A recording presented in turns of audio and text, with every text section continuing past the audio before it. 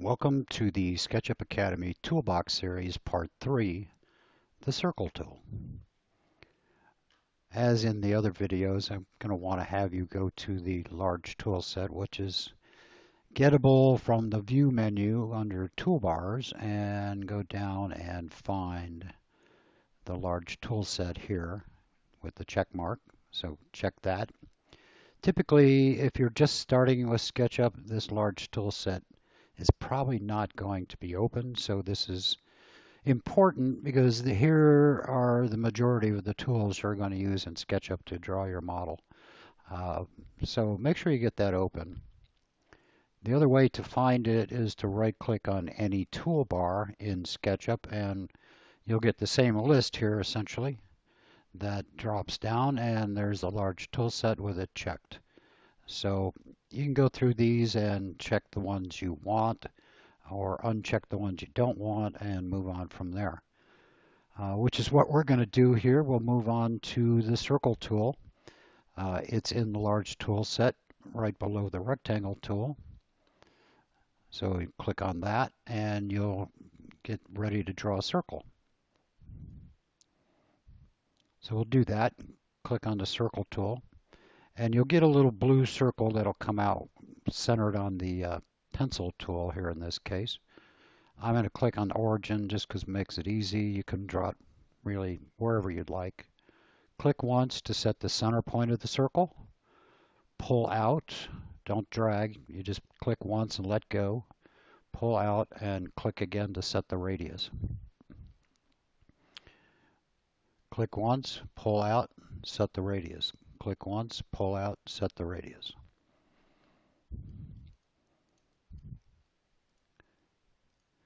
What I'd like you to see is that a circle is not perfect in SketchUp. It has many sides. It is a single object. If you select it, it will all be selected, but it is not perfect. It's essentially kind of a polygon, a polyline, if you will. There are numerous sides on a circle. I'm going to draw one again, but you can control the number of sides. And let's look at controlling the radius and the number of sides because they're essentially the same general function. So click, pull out, click to set. If you notice in the VCB down here that we were looking at in previous videos, there is information. It tells me that I'm 6'11" and 1/8 inch radius. And note that it says radius over here now instead of length or dimensions. So again, when you use different tools, this nomenclature down here will change. Right now I'm at 6'11" and 1/8 inch radius. If I typed in 7 feet, and you can see it show up in the VCB down there, and hit enter, that tells me now that I have a 7-foot radius circle, 14-foot diameter, if you will. Type in 2'6", and I got a 30-inch radius, 7'4", 7'4" radius. But I still have this rough circle. I can fix that. I can control the number of sides that are on this circle by typing in a number with S suffix added to it. So let's say I want to make this 40 sides instead of 24, which is the standard SketchUp circle.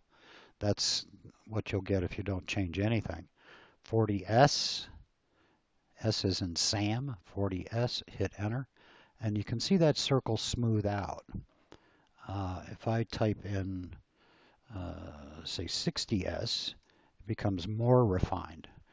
So if you're drawing something that needs this kind of refinement, you can control it. I can type in as little as 3S and get a triangle, 4S for a square. Now these are shapes that are inscribed inside the circle, so the points of the circle are actually out here on the square. Still considered a circle, believe it or not. Note that when I draw another circle, if you will, it keeps drawing a square. So the number of sides I put in here will be retained by SketchUp for the next circle that you draw. You can go ahead and change that back,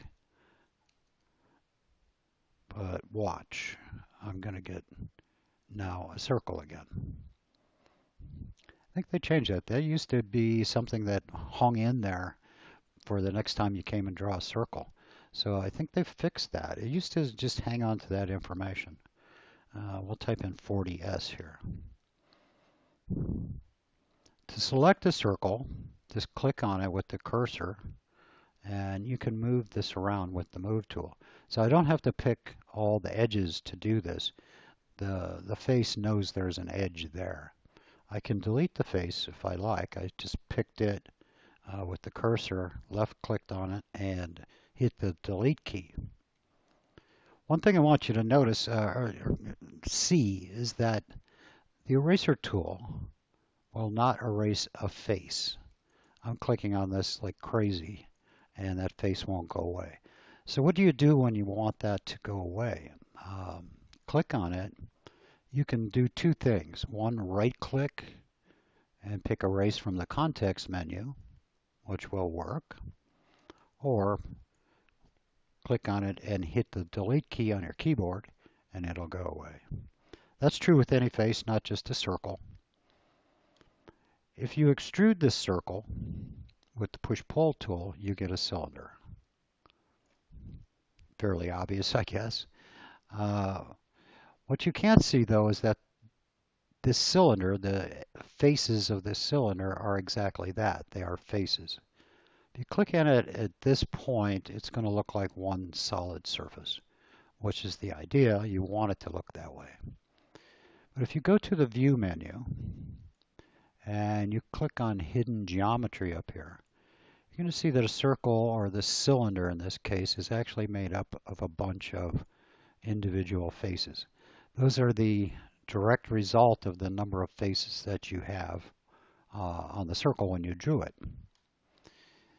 These faces are manipulable, that's a big word, individually, if you like. For example, with the push-pull tool, you can pull these out and get something kind of gear-like, I suppose. You can push them in. So with hidden geometry on, the faces that are created on the side of that circle are actually all something you can work with individually. I'll back up here a little bit. If circles cross each other, like so, yep, drew that one up in space.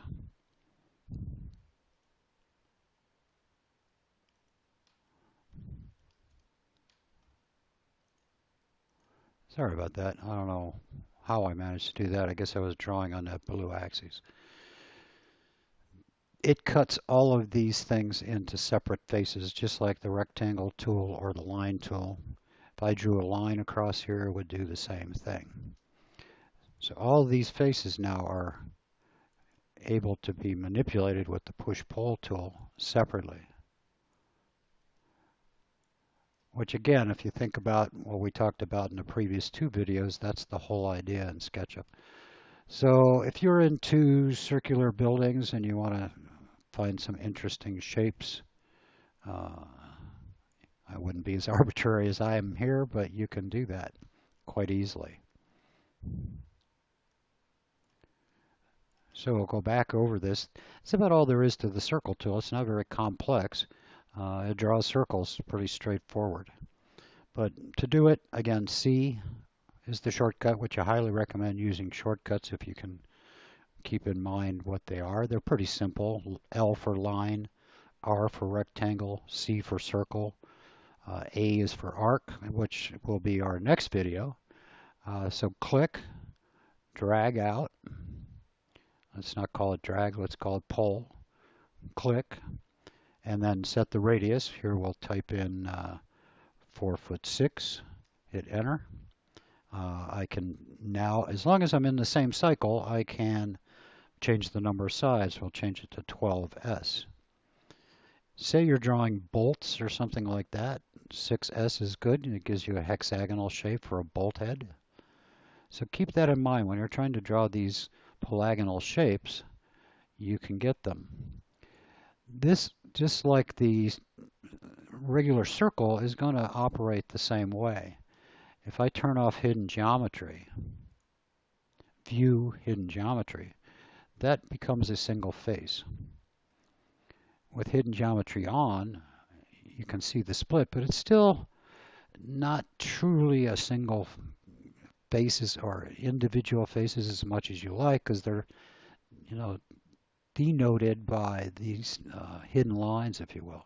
So you take a line tool and you draw over those edges, you will actually get what you think it should look like in the first place.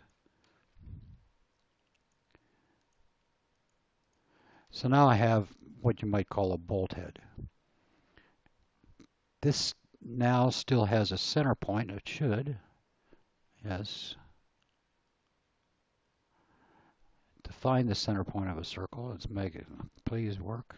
You can see it wants to find it, but it doesn't want me to. There it is. Sometimes I find I have to draw a line out in the middle, but you can start to create some rather interesting shapes with this. Maybe that's a nut with a, or a bolt with a nut on it, something of that sort. One other thing you can do that I kind of appreciate, or I do appreciate a lot, so there's a tool called Offset, which we'll get into further, but Offset is this guy down here, which is kind of two arcs with an arrow in it, or it's F for offset, believe it or not. You can offset that edge wherever you'd like, just drag it out, and it's going to want you to try to find it again. But if I use the move tool here, and I pull this up on the blue axis, it doesn't really do much. But if I hit the up arrow key, what happens is it now connects all that geometry together and gives you essentially a tapered cylinder. Kind of a nice little thing to work with in terms of circles. So keep that in mind if you're trying to do something unusual with these kind of conical shapes. Select that surface in the center that you offset. Use move, tap the up arrow key, or left or right if you're going left or right, and pull up, holding down the mouse button, hold up and just let go when you're done. You can also scale this tool, and we'll get into the scale tool later, where you can change the shape of that. That's about it for the circle tool for today. We'll get on to the arc tool, which is kind of a derivation of the circle tool. Thanks for coming by to our toolbox series, and you guys have a great day.